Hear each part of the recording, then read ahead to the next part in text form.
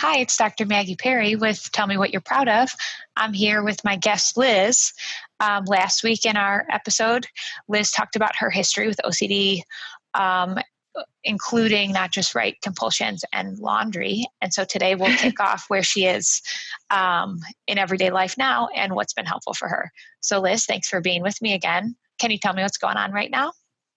Yeah, so right now I am in my house, as are many of us. I have been for the last 3 weeks because California shut down a little bit early. And excuse me, I'm feeling really thankful that I started therapy a year ago, and that I am in a place now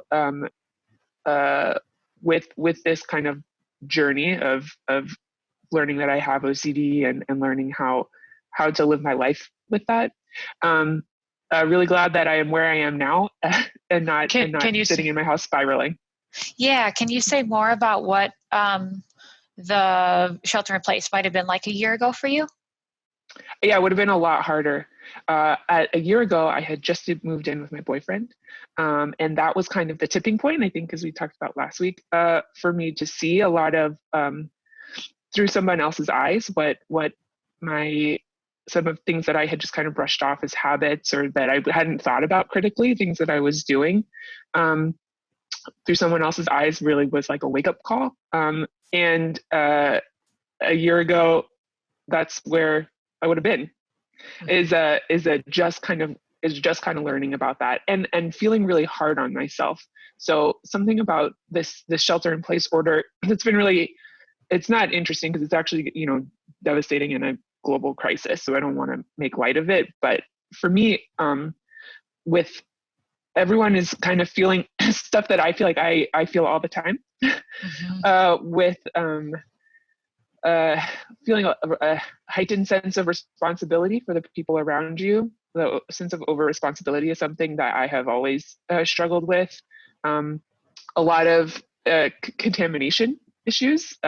Food hygiene has always been something that I've been super aware of. And so like Cloroxing groceries as you bring them into the house is something that a year ago would have probably triggered a full episode of wondering whether I was doing the right thing or not, or if I was, if it was OCD or if it was a reasonable thing to do.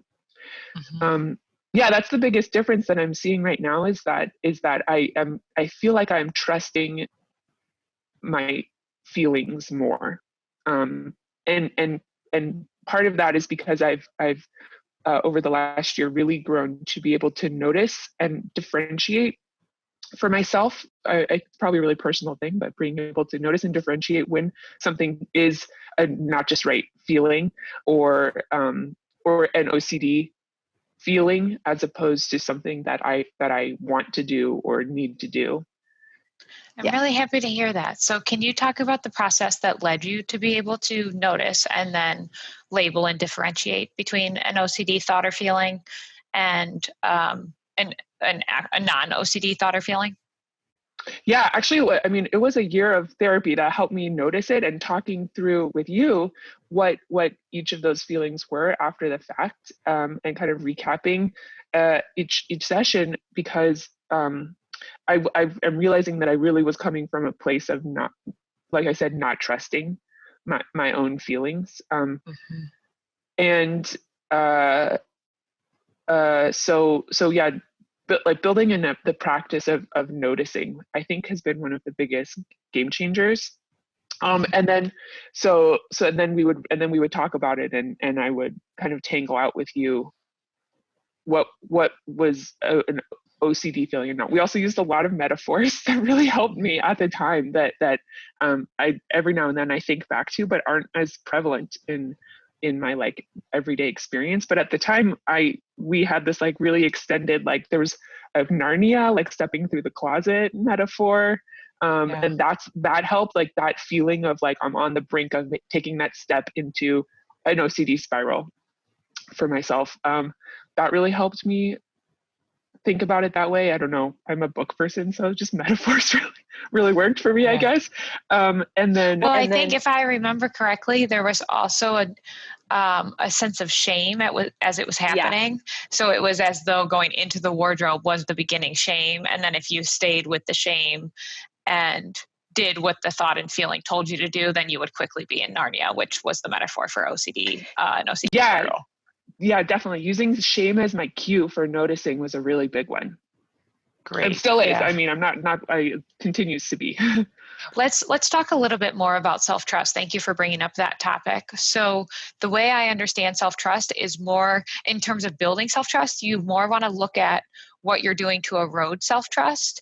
And self-trust from this perspective is talking about having thoughts, feelings, and sensations and trusting both that you can tolerate them and you can handle them, and also that they're actually occurring. Like even being able to go with like, this is an experience that I'm having and I'm going to normalize, validate, and own that I'm having that experience. And then also I'm going to respond to it in a way that's consistent with my values.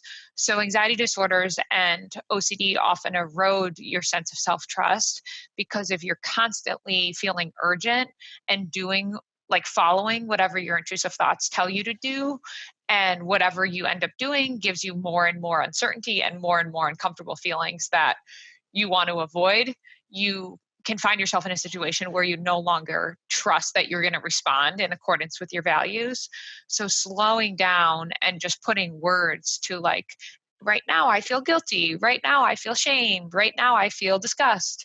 All that process of labeling is also a process of growing in self-trust, because rather than needing to get reassurance, not only are you not avoiding your internal experience, but also rather than needing to get reassurance from someone else about whether or not what you're experiencing is normal or valid or actually occurring, you're just observing it and owning it yourself. And that's gonna, because there's so much experiential competence in labeling what's happening and then responding to it in accordance with your values, that's just going to build self-trust over time.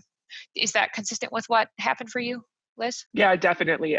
You mentioned the seeking reassurance and the avoidance, and that was a really big hallmark of where I was a year ago.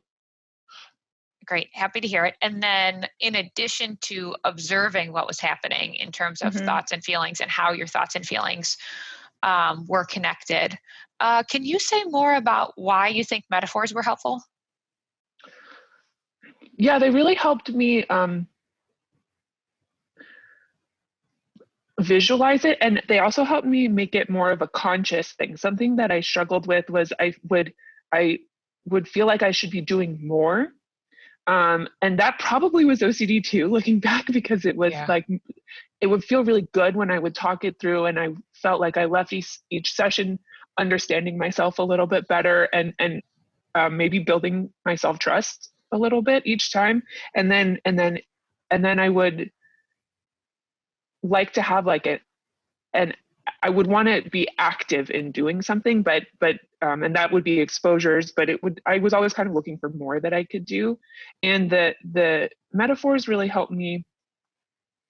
I think being able to, like, they were the first step in being able to label what I was feeling. So you mentioned being able to say, like, oh, I feel guilt, I feel disgust. I was at a point where I wasn't even able to identify those feelings, because I was pushing against them so hard. I was avoiding them so hard that the metaphor was kind of like opening a door to being able to at least acknowledge that I was having a feeling. Oh, that's great. Yeah. So as you're saying now, you use the feeling of shame as a cue that your OCD spiral might be starting. But way back when, you might not have been able to recognize that as a feeling of shame. What you had to hold on to was, like, when I have this texture of experience, it feels like I'm in the wardrobe about to jump into OCD land. So basically you were able to hold on to it as a metaphor rather than the specific language of feelings, until the language of feelings was easier to access when you were actually experiencing them. Yep, that exactly. And I even remember when I was trying to working with you, I was first labeling those feelings. I would cry, like it was a really big each time, like an emotional experience just at the point when I was able to label those feelings. And do you remember now looking back on starting to cry as you labeled those feelings? Can you tell me what was happening? I think it was a positive thing. I think it was like release at the same time.